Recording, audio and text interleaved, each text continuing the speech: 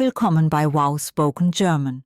Ich bin Adele und heute haben wir wieder eine wunderbare Folge für alle, die Deutsch lernen möchten.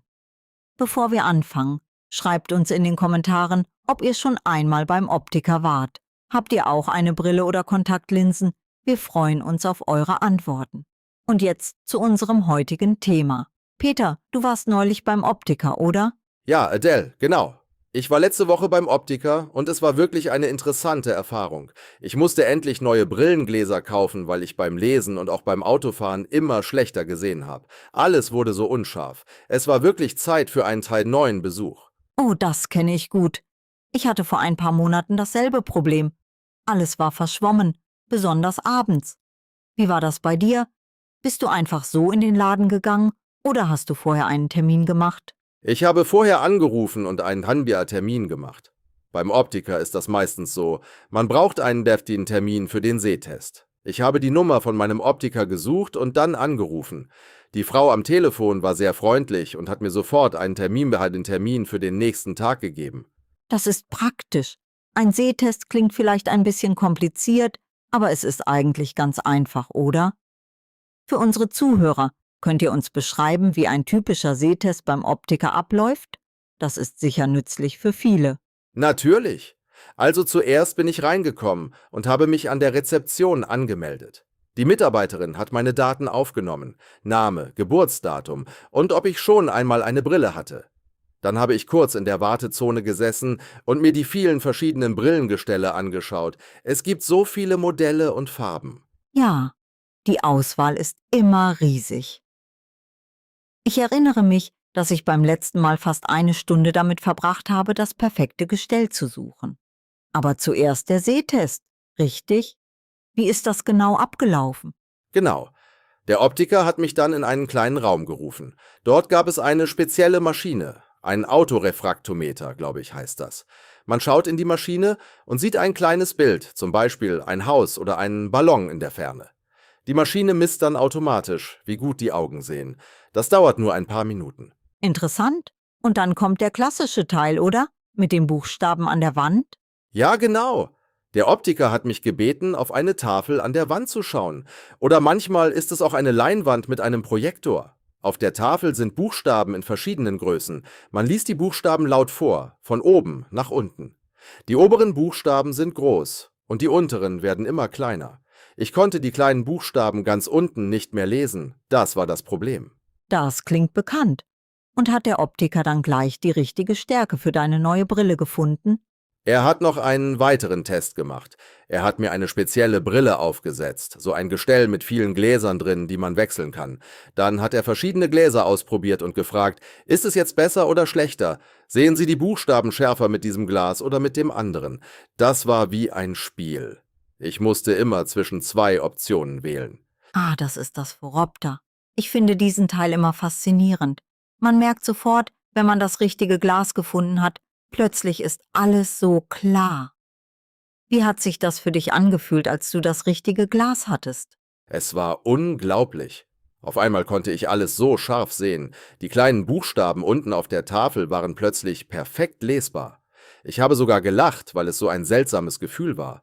Man gewöhnt sich so sehr an das verschwommene Sehen, dass man gar nicht mehr weiß, wie gut man eigentlich sehen könnte. Das stimmt. Viele Menschen merken erst beim Sehtest, wie sehr ihre Augen nachgelassen haben. Übrigens, für unsere Zuhörer, wann habt ihr das letzte Mal eure Augen testen lassen? Schreibt es uns in die Kommentare. Experten empfehlen übrigens, alle 2 Jahre zum Optiker zu gehen. Aber Peter, weiter. Du hattest also deine Sehstärke. Was kam dann? Dann kam der schöne Teil, die Auswahl der Brillengestelle. Der Optiker hat mir erklärt, was für eine Gesichtsform ich habe und welche Gestellformen gut zu mir passen würden.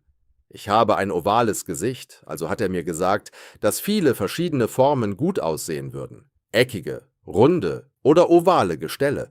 Das war sehr hilfreich. Oh ja, das ist so wichtig. Ich habe einmal ein Gestell gekauft, das überhaupt nicht zu mir gepasst hat.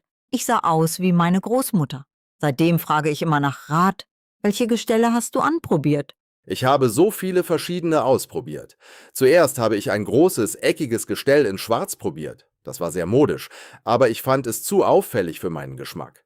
Dann ein rundes Gestell in Braun, sehr retro und elegant. Und schließlich ein schmales, rechteckiges Gestell in einem dunklen Blau-Grau. Das hat mir am besten gefallen. Dunkelblau-grau klingt sehr schick und zeitlos.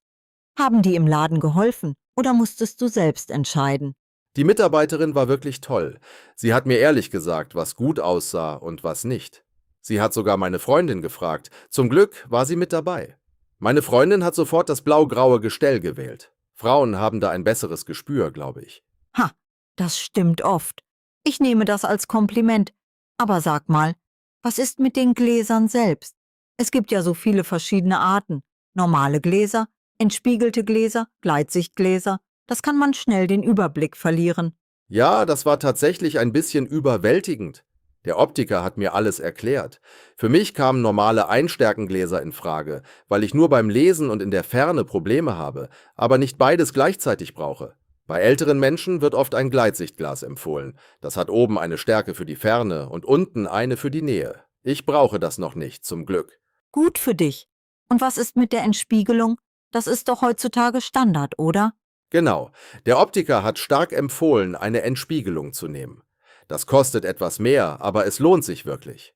Ohne Entspiegelung sieht man auf den Gläsern Reflexionen vom Licht. Das ist unangenehm, besonders beim Autofahren nachts oder vor dem Computer. Mit Entspiegelung sehen auch andere Leute deine Augen viel besser, weil keine Reflexionen die Augen verdecken. Absolut richtig. Ich habe auch entspiegelte Gläser und würde nie mehr ohne kaufen. Und was war mit der Dicke der Gläser? Bei einer stärkeren Korrektur können die Gläser ja ziemlich dick werden, was nicht immer schön aussieht. Ja, das ist ein guter Punkt. Der Optiker hat mir erklärt, dass es verschiedene Brechungsindizes gibt. Je höher der Brechungsindex, desto dünner das Glas, aber auch desto teurer. Bei meiner Stärke, die zum Glück nicht sehr hoch ist, war das kein großes Problem. Ich habe mich für ein Standardglas mit einem guten Verhältnis von Preis und Qualität entschieden. Das klingt sehr vernünftig. Und dann kam die große Frage. Der Preis. Das ist ja oft eine Überraschung beim Optiker. Wie viel hat dich deine neue Brille gekostet? Das war tatsächlich eine Überraschung, aber eine gute. Ich hatte nicht erwartet, dass es so teuer sein würde, aber ich hatte auch nicht erwartet, dass es so viele verschiedene Preisbereiche gibt.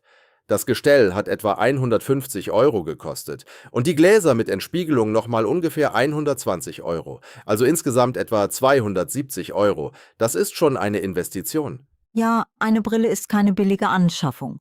Aber sie ist ja auch jeden Tag in Gebrauch, also lohnt sich die Investition. Hast du eine Brillenversicherung oder übernimmt deine Krankenkasse etwas?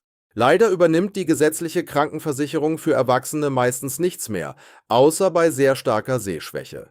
Ich habe keine extra Brillenversicherung, aber der Optiker hat mir gesagt, dass ich die Brille auch in Raten zahlen kann, wenn ich möchte. Das finde ich sehr kulant. Am Ende habe ich aber einfach alles auf einmal bezahlt. Das ist gut zu wissen für unsere Zuhörer. Übrigens, in manchen Ländern ist das ganz anders. In einigen Ländern zahlt die Krankenversicherung einen großen Teil der Brille. Habt ihr Erfahrungen damit? Schreibt es uns. Aber Peter, wie lange musstest du dann warten, bis deine Brille fertig war? Der Optiker hat mir gesagt, dass die Brille ungefähr eine Woche braucht. Die Gläser werden speziell für mich geschliffen und dann in das Gestell eingesetzt. Nach 7 Tagen habe ich eine SMS bekommen. Die Brille war fertig. Ich bin sofort hingegangen, um sie abzuholen. Und wie war das Gefühl, als du sie das erste Mal aufgesetzt hast? Fantastisch und ein bisschen seltsam gleichzeitig. Mit einer neuen Stärke braucht man immer ein paar Tage, bis sich die Augen angepasst haben. Die ersten Stunden hatte ich leichtes Kopfweh und alles sah irgendwie leicht verzerrt aus, besonders wenn ich mich schnell umgedreht habe. Aber nach 2 Tagen war alles perfekt. Ich kann wieder klar sehen. Das ist ganz normal. Der Optiker sollte das am Anfang erklären, damit man keine Angst bekommt. Jetzt noch eine Frage an unsere Zuhörer. Hattet ihr ähnliche Erfahrungen beim Optiker oder habt ihr vielleicht lieber Kontaktlinsen? Schreibt es uns. Das Wort Optiker auf Deutsch bedeutet übrigens auf Englisch Optician. Sehr ähnlich, nicht wahr? Stimmt. Und Sehtest ist Eye-Test. Brillengestell ist Glasses Frame und Sehstärke ist Visual Acuity oder einfach Eyesight Strength. Es gibt viele nützliche Wörter beim Thema Optiker. Ich finde, das ist ein sehr alltägliches Thema. Viele Menschen tragen Brillen, also ist der Wortschatz wirklich praktisch. Absolut. Wir hoffen, dass ihr heute viel Neues gelernt habt. Nicht nur über den Optiker, sondern auch über die deutsche Sprache. Wenn ihr Fragen habt oder wenn ihr bestimmte Themen hören möchtet, Dann schreibt es in die Kommentare. Wir lesen alles. Genau. Und vergesst nicht, den Kanal zu abonnieren, damit ihr keine neue Folge von Wow Spoken German verpasst. Wir sind jede Woche mit einem neuen Thema für euch da. Bis zum nächsten Mal und viel Spaß beim Deutschlernen. Tschüss und auf Wiederhören, liebe Zuhörer. Lernt weiter. Ihr macht das toll.